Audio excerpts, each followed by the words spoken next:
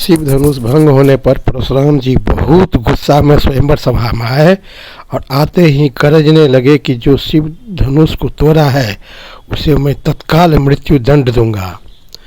ये बात सुनते ही लक्ष्मण जी बहुत ज़्यादा क्रोधित हो गए।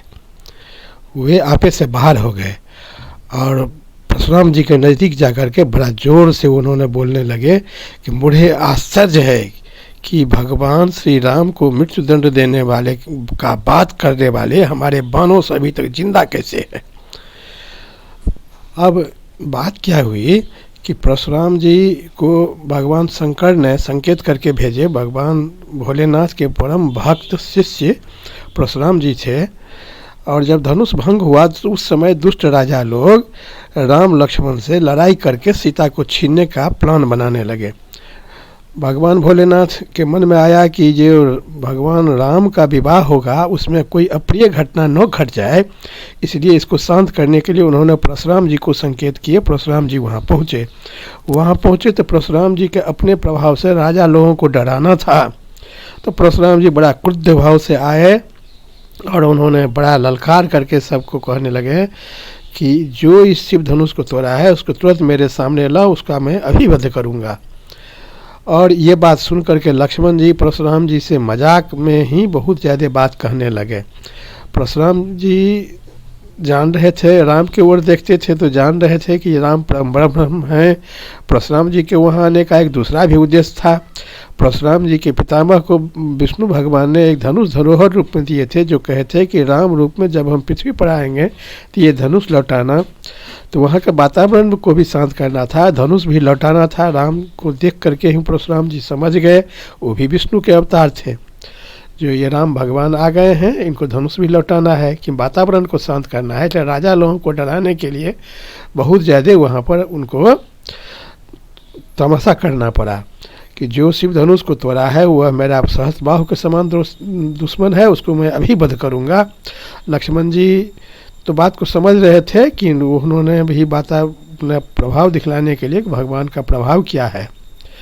परशुराम जी को बहुत डरा, मजाक में ही कहने लगे कि आप ब्राह्मण हैं इसलिए आप पर मैं हाथ नहीं उठाना चाहता हूँ, ब्राह्मण को हमारे वंश में रक्षा किया जाता है, किंतु आप जो मेरे भगवान राम को जो मृत्यु दंड की बात कर रहे हैं मेरे सामने में आप जिंदा कैसे हैं, हम आपको अभी वध कर देंगे।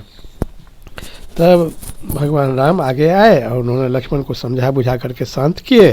परशुराम जी को अपना सांकेतिक भाषा में उन्होंने कहा कि हम तो आपको जानते हैं कि आप हमको अभी तक पहचाने नहीं। तो परशुराम जी अपनी दिव्य दृष्टि से देखे साक्षात नारायण थे। तब अपना फिर कन्फर्म होने के लिए और वो धनुष लौटाए कि आप अपना ये धनुष लीजिए, इस पर आप बाण चढ़ा दीजिए तो हम समझ जाएंगे, हम कन्फर्म हो जाएंगे कि आप नारायण के अवतार हैं। तो राम जी सहस्त्र बाण चढ़ा दिए और जब बाण चढ़ाए तब परशुराम जी फेरा में फंस गए। अब भगवान कहे कि आप तो जानते हैं कि ये दिव्य वैष्णव बाण है, ये वापस तो अब हो नहीं सकता है, अब मैं किसका नाश करूं? आप जो मन के गति से जो आपको जाने आने की शक्ति है उसका नाश कर दूं, या इतना दिनों तक आपने जो पुण्य कर्म किए हैं उसको नाश कर दूं? तब परशुराम जी ने कहे कि हमारा पुण्य कर्म को नाश कर दो, हमारा आवागमन की शक्ति हमको रहने की ज़रूरत है कि हमको पृथ्वी पर नहीं रहते हैं, महेंद्र पर्वत पर हमको रात में जाना पड़ता है, हमारे पुण्य को नाश कर दीजिए जिससे हमारा अहंकार मिट जाएगा और पुनः अपने हम पूजा पाठ में लग जाएंगे। तो भगवान श्री राम उनके पुण्य को समाप्त कर दिए और परशुराम जी अपना वहाँ से महेंद्र पर्वत पर चुपचाप चले गए। और जाते जाते उन्होंने जनक महाराज को ये बात का कह गए कि महाराज जनक आप इस बात को समझिए कि भगवान राम और सीता का विवाह ब्रह्मा जी भगवान श्री भोलेनाथ के आदेश से ही निर्धारित किए हैं। बड़ा धूमधाम से आप ये शादी कीजिए, आपके कई जन्मों का पुण्य का प्रभाव है कि राम आपके द्वार पर आए हैं। आप बहुत धूमधाम से शादी कीजिए, इसी में आपका और सारे संसार का कल्याण है, आप बहुत धूमधाम से ये शादी करें। और ये कहते हुए परशुराम जी अपने पुनः महेंद्र पर्वत पर जाकर के तपस्या में लीन हो गए। और आगे की कहानी लक्ष्मण जी का गुस्सा समझने के लिए आप अगले एपिसोड में बने रहिएगा। लक्ष्मण जी का पुनः और शादी के प्रकरण में क्या सब गुस्सा किए अब ये हम अगला एपिसोड में बतलाएंगे। बहुत